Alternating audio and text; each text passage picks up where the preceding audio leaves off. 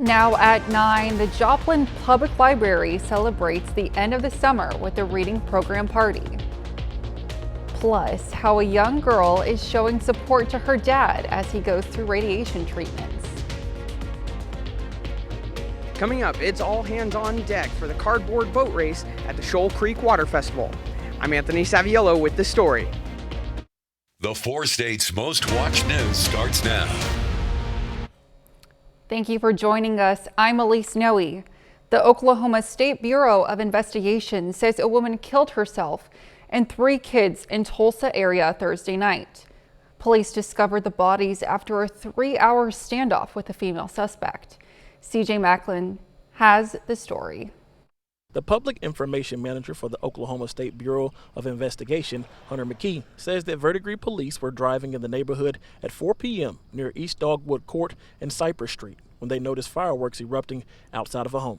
Police went to investigate when they heard those fireworks and discovered that there was an armed and barricaded person inside of the home. They tried to make contact, and that's when a standoff ensued for the next 3 hours. After no response, they decided to make entry into the home, where they found an adult woman along with 3 children dead inside, all with apparent gunshot wounds. That woman has now been identified by OSBI as 39-year-old Brandy McCaslin. Neighbors I talked to say McCaslin grew up in that same house since she was a little girl. We also spoke with the father of the 10th-month-old who was killed via social media. And while he confirmed it was his son who was killed, he understandably was not ready to talk about the tragedy. When you're talking about 4 individuals who are dead, 3 children, this is extremely difficult for everybody involved. Everybody that's looking into this trying to help best they can. As I said, this was a long process. While OSBI is not releasing the names of the children, it did confirm their ages, a 10th-month-old, an 11-year-old, and a 6-year-old. This community is mourning. The Verdigris Police Department did a good job of making sure that the scene was clear as quickly as they could, but of course making entry inside the home and finding out 4 people and 3 kids, it's extremely tough. Again, OSBI isn't releasing the names of the kids, but their names are on a memorial that's been set up in front of their house. Meteorologist Sam Lane joins us for a first look at weather. All right, thank you very much, Elise. It's been a warm one out there with temperatures in the upper 80s to around 90 degrees today. We also had some thunderstorms off towards the west. You can see over the last few hours that has now started to dissipate as it's moving towards the south. We have more strong storms, even some severe weather just north of Wichita, but that's going to stay to our west. The activity earlier has now disintegrated into just a little sprinkle there west of Welch, and that is about it. As we go into the morning hours, we're going to see temperatures dropping through the 70s to about 67 degrees by tomorrow morning. And if you're heading out to the lake tomorrow, and I know a lot of folks are, Grand Lake is looking pretty good right now, right at normal. And over at Table Rock in near Branson area, they're looking at about just a little bit below normal. And Stockton is about a foot below normal right now, but temperatures are not that bad at 83 degrees. And looking down the lane, we do have some isolated storms possible in the morning along with the building heat. And of course, that means the drought is going to be worsening, and I'll tell you more about that in just a little bit. Elise? Thanks, Sam. We'll see you later. The Shoal Creek Water Festival was held today. KOAM's Anthony Saviello has a look into the biggest highlight of the event.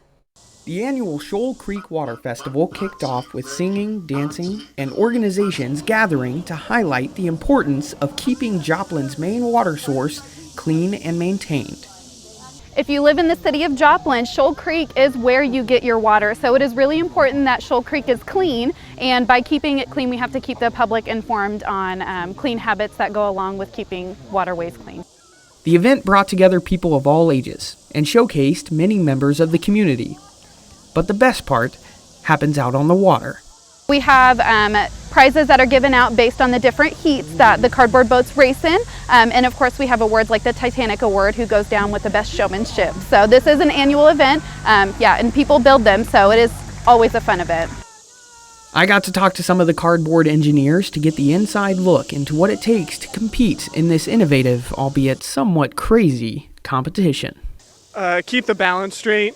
If we keep the balance, then water won't be able to go in, and we'll just be able to keep going down the river. Perfect. I'm going to find God in the next 5 minutes. Time to find out whose game plan is going to work better. For Roe v. Wave? Well, they didn't even make it off the shore. But for Jake and peer pressure, turns out he found God and found himself in first place overall in the tandem division. I feel pretty good. I was able to find God at the very end, and he's able to get us to the end there because we were taking on water from the very beginning. For Gavin, though, next year's strategy mainly just involves getting the boat out on the water. So, making a boat out of cardboard may not be the smartest decision, but it sure provides a good time. Reporting in Joplin, I'm Anthony Saviello, KOAM News. And of course, it's important to note that all sunken ships and their debris are recovered and disposed of properly. The Joplin Public Library celebrated the end of its annual summer reading program with popcorn, karaoke, and fun for all ages. The summer reading program is a way for anyone, children, teens, and even adults to keep their minds sharp throughout the summer and check books off of that reading list. Not to be a stereotype, but you know what? I love books, and I love seeing the community get together and love books too. I like seeing parents bringing in their kids to check out a big old stack of books and knowing that they're going to go home and read together and learn and explore the world outside of our area through that story. Those who participated in this year's summer reading program also got the chance to earn prizes for all the reading they accomplished over the summer. A little girl in Joplin is showing her support to her dad in a very unique way. Her father is suffering from a pituitary tumor. It's non-cancerous, but it's starting to affect his vision. She wanted to help her dad receive his treatment with a lemonade stand. Evelyn and her mom say they are hoping to raise enough money so that he can get the care he needs. I think I asked my mom if I wanted to do a lemonade stand. She has such a big heart. She came up to me and said, "Mom, I want to raise money for my daddy's radiation." Lemonade stand opened today at 9 a.m. in the Superior Roofing parking lot in Joplin. And the Girard Fire Department today held a fire safety day. Community members were able to see the different kinds of equipment that firefighters and police officers work with every day. It included a bounce house and a tour of the fire trucks and police cruisers. The goal is to keep the public informed on what we do here and our equipment and where we are. Since we're public safety, this equipment belongs to the public. So we want them to be able to come and see the equipment we've got and that we're keeping it up for them. The event began at 11 a.m. and concluded at 1 p.m. Kittyland in Pittsburgh today celebrated 70 years of fun. The event included $1 rides and concessions, face painting, and snow cones. The first 70 people also received a free hot dog. The event ran from 10 a.m. to 6 p.m. I wanted to do something big like this for a while because this is my 5th year here, and every year I've been thinking, let's do something big. This year I actually got the chance to since it was the 70th birthday. So we got to do something big, got to do a little bit of a celebration. We're going to party like it's 1953. The amusement park has been in operation since 1953. Coming up, it's been a weekend at the box office and some seniors are celebrating the Barbie movie in style. An appeals court has agreed to reconsider an earlier decision it made concerning an anti-union tweet made by Elon Musk 5 years ago. The Tesla and Twitter CEO will again have to try to prove in court that the tweet was not an illegal threat. In March, a 3-judge panel of the same court upheld a National Labor Relations Board ruling that the tweet was unlawful because it could discourage unionization at his electric car company, and it must be deleted. The 16-judge court will now be hearing the case. Musk posted the tweet when the United Auto Workers were trying to organize employees at Tesla's plant in Fremont, California. UPS workers that may walk off the job at the end of the month will now have to support from an allied union. I'm sorry, can we do this over again? I feel bad. It's not written. Yeah. The writing is not. An appeals court has agreed to reconsider an earlier decision it made concerning an anti-union tweet made by Elon Musk 5 years ago. The Tesla and Twitter CEO will again have to try to prove in court the tweet was not an illegal threat. In March, a 3-judge panel of the same court upheld a National Labor Relations Board ruling that the tweet was unlawful because it could discourage unionization at his electric car company, and it must be deleted. The 16-judge court will now be hearing the case. Musk posted the tweet when the United Auto Workers were trying to reorganize employees at Tesla's plant in Fremont, California. UPS workers that may walk off the job at the end of the month will now have support from an allied union. The Independent Pilots Association confirms that it will support the Teamsters if they strike against UPS. The association had said in a letter earlier this month that the IPA would stand alongside the Teamsters' fellow workers at UPS by not working. A deadline is quickly approaching by the end of the month for those two sides to reach an agreement on a new contract. Talks will begin again next week. The Teamsters represented about 340,000 UPS workers. The House has voted to pass an FAA reauthorization bill that includes a provision to raise the retirement age of pilots from 65 to 67. The action came as the country deals with a significant shortage of pilots. Some members of Congress expressed concern the change could compromise standards and passenger safety, but the Rules Committee blocked an amendment that would have brought a halt to the change. Sam is next with a look at Meteorologist Sam Lane is next with a complete look at the forecast. And later, a high school in Oklahoma welcomes back a former player for its football camp. Brock Baldridge will have that and more in sports.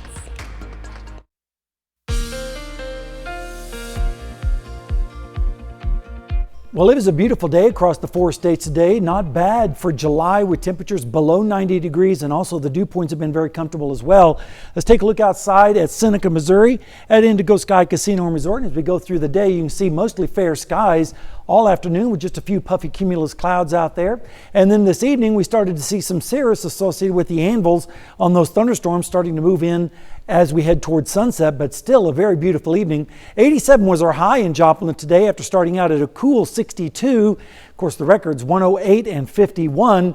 And we're way behind on the rainfall still, even after getting almost 4/10 of an inch yesterday. We're still behind for the month as well as the year. There are some storms on the radar, but they're way out to the west. A severe thunderstorm watch in effect for parts of Kansas. Severe thunderstorm warnings in association with those cells north of Wichita.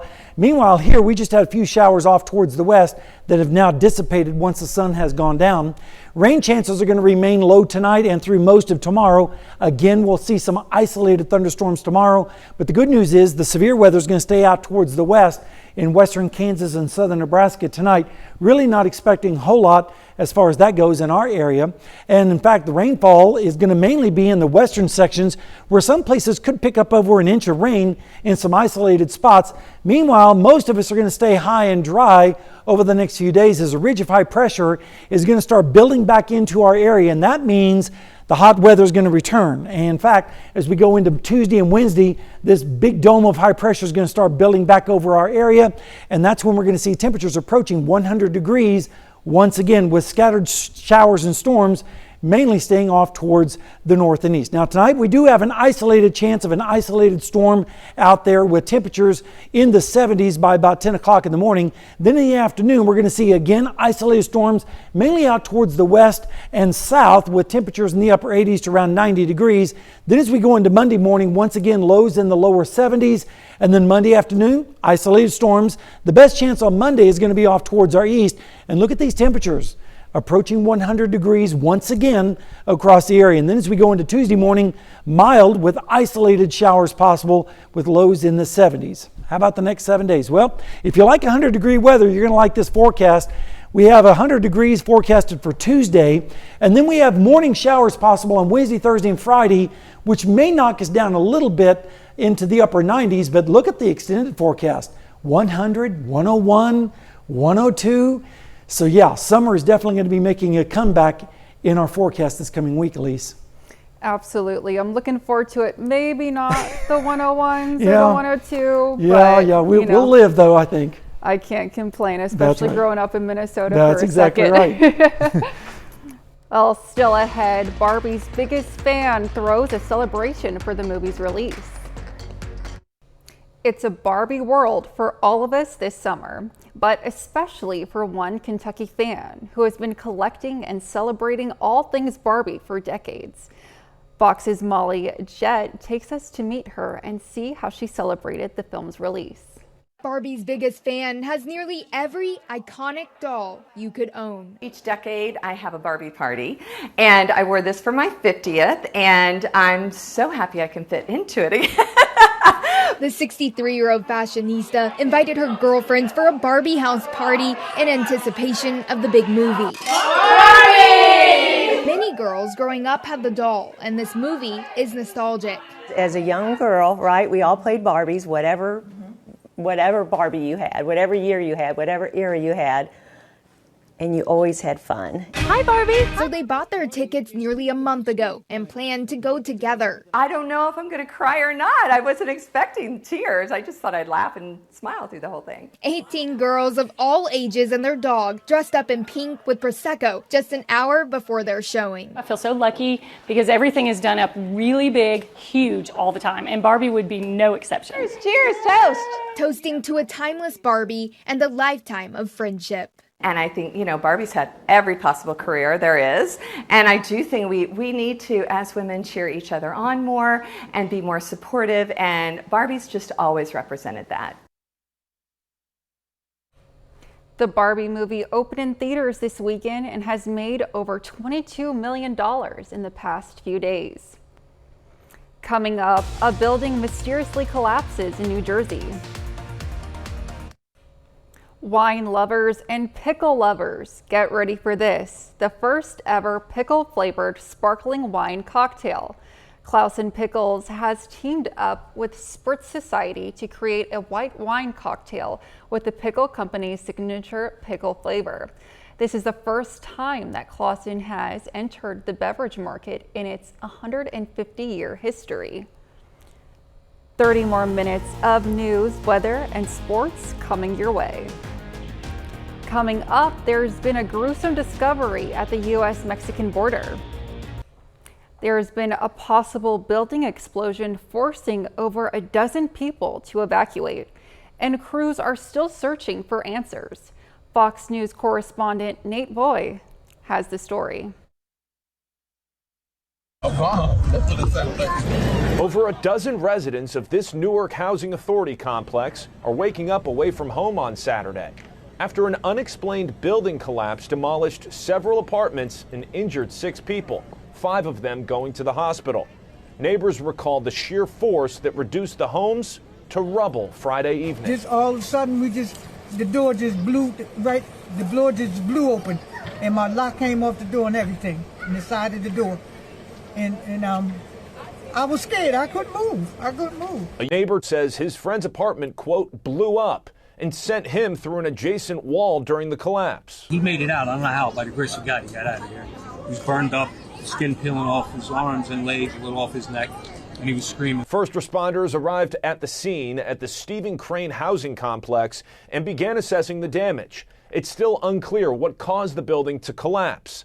A utility company is checking to make sure there's no gas leak that could have possibly led to an explosion. I'm hoping nothing else blows up. They were doing construction on the apartment below it. It was vacant. And something I don't know what happened, but my friend for the last 2 days was telling me his gas wasn't working on his stove. And I kept telling him to go to the house and say something about it, important. And he didn't make it. Newark Mayor Raz Baraka says the residents who were vacated have been relocated to hotels, and victims of the incident are being offered counseling. Meteorologist Sam Lane joins us for another first look at the forecast. All right, thank you very much, Elise. It's been on the warm side today, but that, of course, is typical for July. We've even had some thunderstorms, especially out towards the west in southeastern Kansas. but notice as they approach the Oklahoma-Kansas line, they just basically fall apart. We do have some more storms off towards the west near Wichita, producing some severe weather there, but we're not expecting that in our area. In fact, we're going to be seeing temperatures dropping down into the 70s by about 67 degrees by tomorrow morning. And if you're going to be out tomorrow, definitely be on the lookout for the UV index. It's going to be very high both tomorrow and Monday, with a burn time about 15 to 20 minutes. So make sure you've got the hat, the sunglasses, the sunscreen, and find the shade if you can. And looking down the lane, we have some isolated morning storms possible, but also some building heat as we go through the forecast. And of course, that means the drought is worsening. And of course, I'll have more details on that in our forecast coming up in just a little bit. Elise? Thanks, Sam. We'll check in with you later. Yesterday, President Joe Biden nominated Admiral Lisa Franchetti to lead the Navy, making her the first woman to command the service. All 83,000 female sailors can make a difference every day in every single one of our communities. I think that they are our shipmates, their daughters, their spouses, their sisters. They bring from across America all the critical thinking skills that we need to be able to be the world's most formidable fighting force. Franchetti is the first woman to lead a military service within the Defense Department and to join the Joint Chiefs of Staff, a group of 8 top uniformed service members who advise the president on military issues. An anonymous social media tip led a group of volunteers in Mexico to a horrifying scene. The government there says more than 100,000 people have gone missing in the last 6 decades. But this latest discovery along the border is startling. CNN's Rafael Romo has the disturbing details. It's not only the shocking fact that it was 28 bodies altogether that were found in clandestine mass graves. What's also raising eyebrows is how the bodies were found in Tamaulipas, a Mexican state that borders with Texas. The discovery was made by a group of civilians dedicated to finding missing people in Mexico.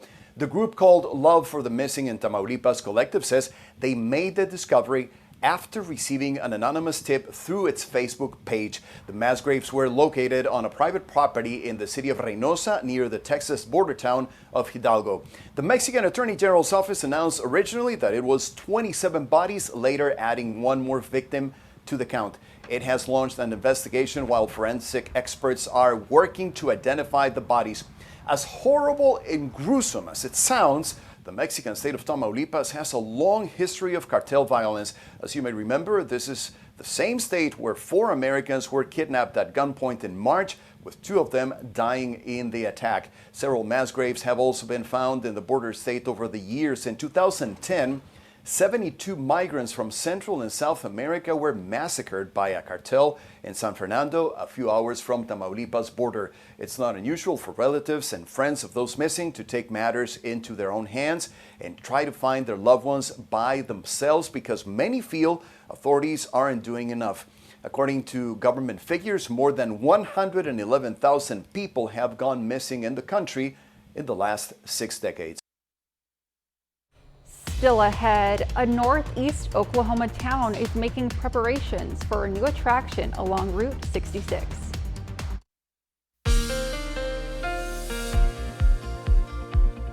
Well, we've been enjoying some nice weather the last few days with some rainfall and also cooler temperatures, as well as lower dew points, and that's making it feel more comfortable out there, including Seneca, Missouri at Indigo Sky Casino and Resort. A beautiful evening shaping up out there, just a few altocumulus clouds and some high thin cirrus, and that is about it. We did have some storms earlier this evening, but those have now dissipated. We made it up to 87 today after starting out at 62, which was below the normals of 91 and 70. Of course, thank goodness we weren't anywhere near those records of 108 or 51. And we picked up about 0.4 of an inch of rain yesterday, but that's not enough to catch us up for the month or, of course, for the year, where we're still about 10 inches behind. Rainfall has been out towards the west in central Kansas today. We did have an earlier batch of storms near Chanute that have now fallen apart. Taking a little bit wider view, you can see lots of severe weather from Wichita back towards Colby and Hays, Kansas, and up into southwestern Nebraska. All of that is going to stay towards our west tonight, where we're not really expecting any severe weather in our area. Rain chances, in fact, tonight are going to be very, very low. And then tomorrow, as we go through the afternoon, we'll start to see some isolated storms pop up here and there, mainly out towards the west. And here's a look at the severe weather risk for tonight. Again, southern Nebraska, central and western Kansas, and in our area, just isolated thunderstorms possible here and there. Rainfall amounts in some of those thunderstorms tomorrow could be heavy in some isolated spots, maybe picking up an inch or so, but most areas tomorrow are going to be on the dry side as we're going to have a ridge of high pressure start to build back into our area.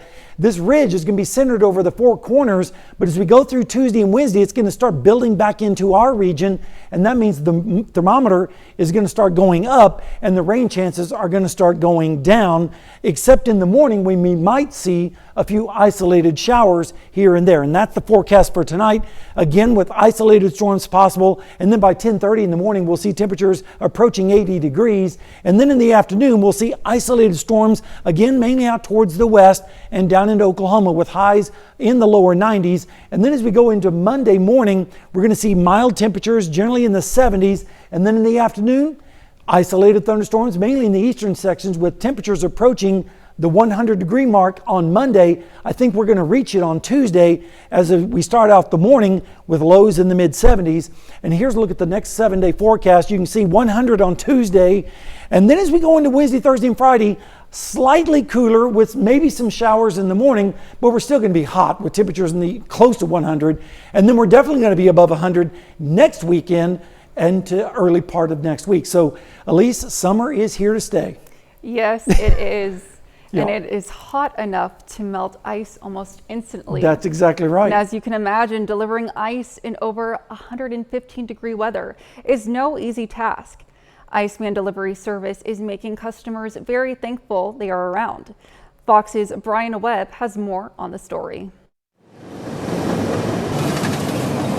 Revving up the engines, listen to her howl and roar. This truck is on the highway to the danger zone, delivering ice in 115-degree heat. Everything's good. It's just, high demand on ice. It's so hot, so everybody wants that ice right now.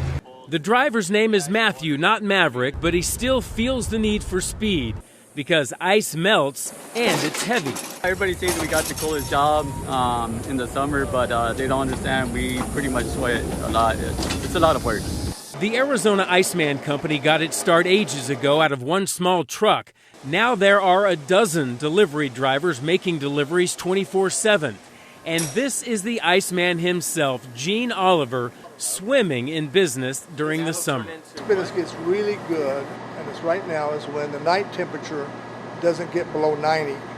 So at 3 o'clock in the morning, it's 90 degrees, and the ice makers aren't working as good. The construction workers are buying the ice, and that's where we are right now. Can't keep up. Matthew makes about a dozen deliveries a day, hauling tons of ice for the right price. He may not be Tom Cruise, but he still has one of the coolest jobs in town. Yeah, they see us and it's like, you saved the day and,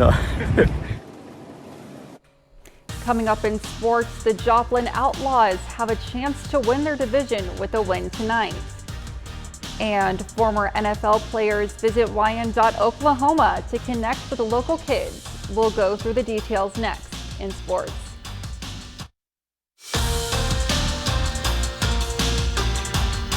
We approach closer to football season, as was the case today in Wyandotte, Oklahoma. The high school hosted the Unleash the Beast football camp with 4 former NFL players in attendance, working with kids from all over the 4 states area. In Wyandotte, kids from 1st to 6th grade and 7th to 12th grade got a chance to put their skills to the test as they worked out with former NFL players.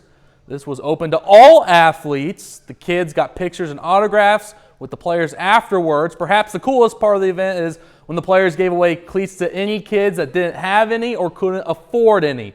Not only was this fun for the kids, even the parents as well. This event was more than just having fun, but also giving back to the community. The purpose of the camp, like it always is, to impart some of our NFL wisdom on some of these players and these students, to come out to build camaraderie and glue in the community, and to give these students an opportunity to see an NFL player up close and learn from our vast wisdom.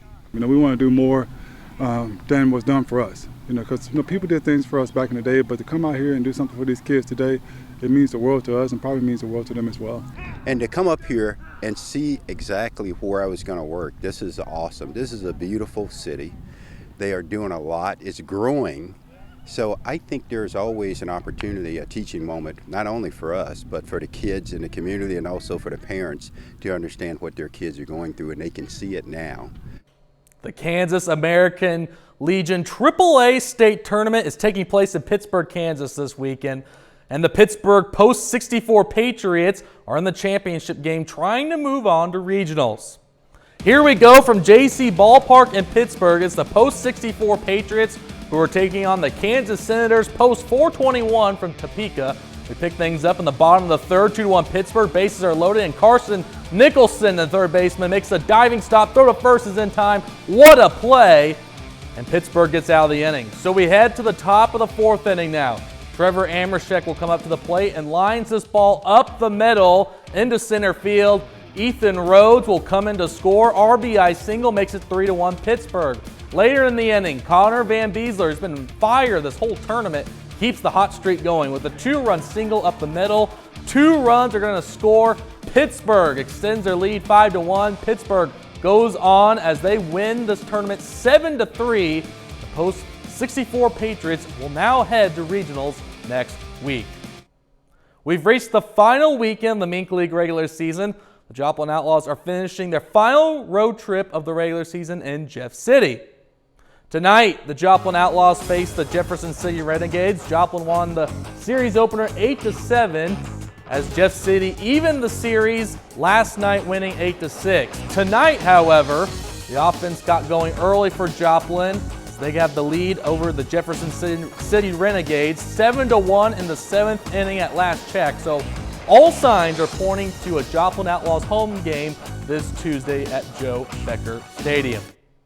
The Kansas City Royals and the St. Louis Cardinals both hit the road this weekend as St. Louis hits the road in the Windy City and Kansas City pays a visit to the Big Apple. Royals in the Bronx today taking on the Yankees.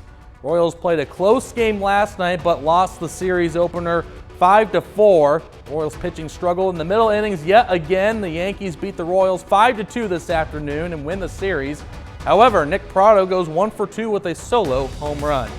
Cardinals at Cubs in Wrigley Field today, and so far it's been a high-scoring game, back and forth. There was a weather delay in the 6th inning, but the Redbirds were able to hold on this game and win it 8-6. However, Lars Nootbaar puts together a nice performance, going 3-for-4 with a solo home run. That'll be it with sports. We'll be right back with more news right after this.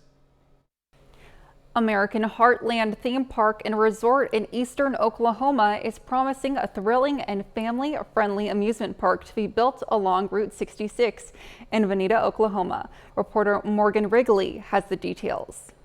Along Route 66, just west of Grand Lake, is the town of Veneta, Oklahoma, and soon it will be home to a theme park and resort. The developers say they expect this theme park to bring millions of visitors here each year. We're bringing a family destination and an entertainment facility here in the Veneta area on Route 66, and we're delighted to be here. Right now at the junction of Highway 82 and historical Route 66, you'll see mostly empty fields, but a 1,000-acre section of land in this area will soon be home to a more than $2 billion entertainment destination, American Heartland Theme Park and Resort. Custom designed rides.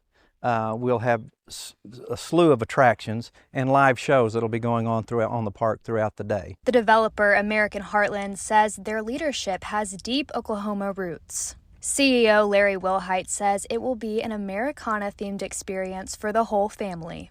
The theme park is going to be based on different lands, Liberty Village, as you enter the park through the main entrance, the Great Plains area, the Bayou Bay, Big Timber Falls, the Stony Point Harbor. We have a 4-star hotel with a boardwalk that will be there. And that resort won't be the only place guests can stay. We also have an RV park campground resort that we'll be developing just right across the road here. Developers say that RV park will be the largest campground in the central U.S. with 750 RV spaces and 300 cabins. Veneta Mayor Josh Lee says he's excited for what this development will bring to Veneta, Grand Lake, and the entire region. This project is going to add thousands of jobs immediately. It's going to add sales tax revenue, hotel motel tax revenue that's going to help our city. It's going to help our fire department. It's going to help our police department, our streets. And that development will be built in phases, with the RV park and cabin set to open in spring 2025 and the theme park and resort set to open in 2026. In Veneta, covering news where you live, Morgan Wrigley.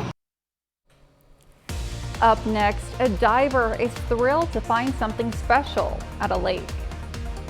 Cold water, mucky with clouds of silt and near zero visibility. Armed with a flashlight and a metal detector, Mike blindingly searched, giving himself a 2% chance of success, and yet there it was. Mike was so excited about finding the $9,500 ring that he literally moaned with pleasure.